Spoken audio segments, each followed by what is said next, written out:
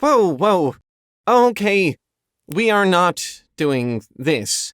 Whatever this is. Go on. Let them go.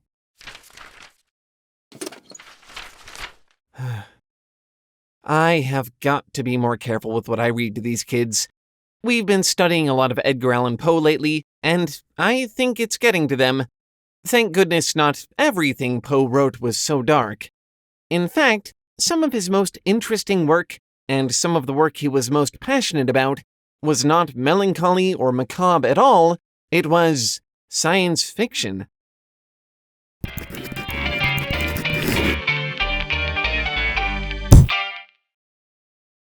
A big thanks to CuriosityStream and our new streaming service Nebula for making this video possible. Also, a big thanks to our Patreon supporters as well. We love you. When I think of Edgar Allan Poe, I think of darkness, mania, despair. The fiction that made Poe famous is the stuff of pained souls. The conquering worm of death, the sound of guilt like a beating heart beneath the floorboards, the haunting raven come to tell you that what once was shall be nevermore. Poe had a way of translating inner turmoil into romance, but it's not the only thing he was romantic about. Beneath the shadowy exterior, his works are full of wonder and curiosity and speculation about science. That's right, the father of Gothic horror spent a lot of time writing science fiction. To Poe, there was perhaps nothing more poignant in the world. So deep was his spiritual connection to it that some have called him an angel in the machine, a romantic voice ascending from the newly built apparatus of scientific study. And now that I've spent a whole bunch of time reading his work and thinking about it, yeah, I agree. In fact, reading it has reminded me why I love fiction so much as a creative medium. There is a lot to learn from this side of Poe, but it might take you a while to find it. The first time you read one of his sci-fi shorts, you might not even realize you're reading science fiction. These stories are full of the most bizarre, unscientific things. Technological hoaxes, post-apocalyptic conversations between the spirits, babbled theorems from the mouths of the dying, apocryphal additions to old wonder tales, and much, much more. And although Poe does try to rationalize everything and explain the speculative science behind it, the majority of the time, his ideas are so wild, the science is more an excuse than a legitimization. He's not really making predictions, he's just kind of extrapolating in the wildest ways imaginable. My favorite example of this is his story, The Unparalleled Adventure of One Hans Pfaall. It's about a man who comes across an esoteric book of scientific theory which inspires him to build a hot air balloon which can take him to the moon. He builds the massive thing single-handedly, somehow, and shockingly, it works. Along the way, he learns a lot of very interesting things. For instance, that the moon only looks pale and featureless in the sky because it's far away, and that the Earth from a similar distance would look much the same. That meteorites are simply volcanic rock spewed up from the moon's extremely volatile surface, that there are tiny moon people with big, ugly, round heads whose spirits are linked one-to-one with the people of Earth, and my favorite, and most convenient of all, he brings a cat on board with him, which just so happens to be pregnant, a fact that he was somehow unaware of, and the cat has kittens, giving him the chance to confirm his theory that creatures born at a higher altitude will be physiologically adapted to those conditions. Note, in case you need it, none of this is true. This is a classic wonder tale, an adventure story. The protagonist might as well have touched down on the flying city of Laputa or the lost city of El Dorado. But for so many of these strange ideas, Poe makes a genuine effort at scientific explanation, not justification to encourage the suspension of disbelief, a genuine attempt to reconcile these fantasies with the sciences of his age. At times, these explanations become so meticulous, you forget you're reading a story and not a long-form crackpot hypothesis. And if his intent with these walls of text wasn't already clear, he makes it clear after the story in the form of a several-page-long editor's note in which he refers to himself in the third person as the author, as if he's not the one writing the note, and compares his story to another author's journey to the Moontail. Throwing irony to the wind, he says that although his story is obviously not meant to be taken seriously, it's also more technically sound than the other authors. He uses more believable science? Hard to see how that would matter if your story isn't meant to be taken seriously. This is a theme in his science fiction, and one of the things that distinguishes him from other writers. Poe was so often chasing the facade of scientific rigor. He would launch into long explanations of the philosophy and the mechanics of his fiction just to make sure the audience knew he'd put the proper amount of thought into it. In his words, "These conditions themselves have been imposed upon me as necessities in a train of ratiocination as rigorously logical as that which establishes any demonstration in Euclid." I guess he really thought he needed to do this. To be fair, in some of his stories it makes a little more sense, especially in the ones about the popular pseudosciences of his time. He wrote about things like alchemy, mesmerism, galvanic reanimation, and in those contexts, the overexplication actually helps, lends the fantastic an air of rationality. Probably his best example of this is the story The Balloon Hoax, which was so convincing that not even the publisher realized it was a fake account and had to release an apology to their readers soon after.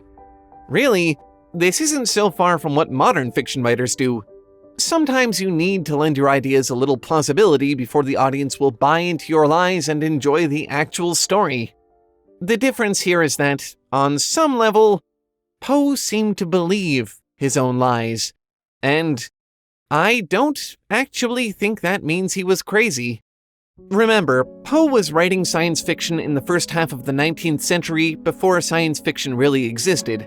It was a very unstable period for science in general. The Industrial Revolution had arrived in North America, and times were changing. Printing and production were more widespread than ever, which meant the average person could easily access new scientific information. It also laid the groundwork for people like us who would come way later and do very relevant things like, say, create an adorable Tailoid keychain and sell it in the Tail Foundry merch store? Links in the description. They are so cute, they make the real Tailoids a little jealous. And buying them really helps us make this show. Right, back to Poe. The world Poe lived in was the world of manifest destiny, an age of amateurs where you were absolutely encouraged to lie if you could get away with it. Newspapers in the 30s and 40s were rife with fantastic accounts of balloon journeys, strange deaths, unlikely automata, trances, plagues, and more. As the electrochemical revolution changed the country and the world, demand for scientific rigor changed with it. There was a new and building desire for authenticity. For a time, this was a bit of a sore spot for Poe. At the age of 20, he wrote the poem Sonnet to Science, which begins with the words, "Science, true daughter of old time thou art, who alterest all things with thy peering eyes. Why preyest thou upon the poet's heart, vulture, whose wings are dull realities?" At first, the growing empiricism of his age seemed to gnaw at his poet's heart. But eventually, he came to a sort of peace with this. In his 30s, he wrote the short story The 1002nd Tale of Scheherazade, which is by far one of my favorites. In it, Poe continues the story of 1001 Nights, but this time Scheherazade has a different sort of tale to share. It chronicles a journey across the modern world, attempting to articulate the many scientific developments that have occurred. But even after all the fantasies she's shared over the first 1000 nights, this is the tale that proves to be too difficult to believe, and she's finally put to death. Sort of a love letter from Poe to science, that technology is even more fabulous than the most unbelievable fiction. After reading that, I think it's safe to say that at this point in his career, the love of science had colonized him. And I don't use that term lightly. His very outlook on creativity seems to have been altered as a result. Listen to what he said that very same year. "It may be demonstrated that the two divisions of mental power, the calculating faculties and the ideal, are never to be found in perfection apart. The highest order of the imaginative intellect is always preeminently mathematical or analytical, and the converse of this proposition is equally true." A complete reversal of the feelings he once harbored. Science had become not only a companion to his creativity, but an absolutely essential part of it. One could never be perfect, complete, without the other. And I think this might be why we see some of those attempts to rationalize stories that are already otherwise too fabulous to be realistic. An attempt on Poe's part to create a more perfect harmony between the science and the fiction, to create a perfect imagining. In my opinion, the stories he comes closest to achieving this with are the stories that spend more time exploring his imagination than the rationale behind his imagination. Mesmeric Revelation is a story that does this in such a strange, profound way, it's hard to forget. It involves a man on his deathbed who agrees to be hypnotized before he passes on. Instead of dying, he begins to speak in a voice not his own and to explain the workings of the universe. At one point, he describes how matter at the subatomic level becomes so rarefied that it coalesces into one absolute mass, which is what he describes as God. I love this, because it's Poe caught in the act of exploring spiritual ideas. They just happen to blossom from a scientific place. This streak of creative freedom found in scientific discovery only grew as time went on. His last ever major work, the piece he thought of as his magnum opus, more important than Isaac Newton's discovery of gravity, is titled Eureka, an essay on the material and spiritual universe. Or, more simply, Eureka, a prose poem. And it is perhaps the strangest thing he ever wrote. I'd describe it as something between a long-form sermon and a comprehensive theory of everything, but I'm not even sure that does it justice. Over the course of the piece, he openly mocks classical thinkers like Aristotle, Epicurus, Francis Bacon, Euclid, and Kant, seeming to suggest that his own logical methods are superior. He claims to have intuited, without any scientific backing whatsoever, that the universe is finite, that it came from a single primordial particle, that what Newton called gravity is nothing more than the attraction of every atom to every other atom that it once shared an identity with, and so much more. It's honestly amazing to read just for the sheer audacity of it. From the perspective of an audience member, it's very hard to tell what he meant by writing this thing.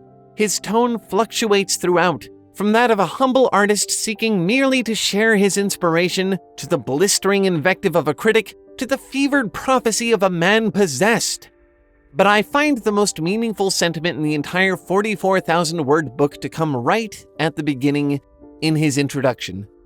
He says, "To those few who love me, and whom I love, to those who feel rather than those who think, to the dreamers and those who put faith in dreams as in the only realities, I offer this book of truths, not in its character as truth-teller, but for the beauty that abounds in its truth, constituting it true.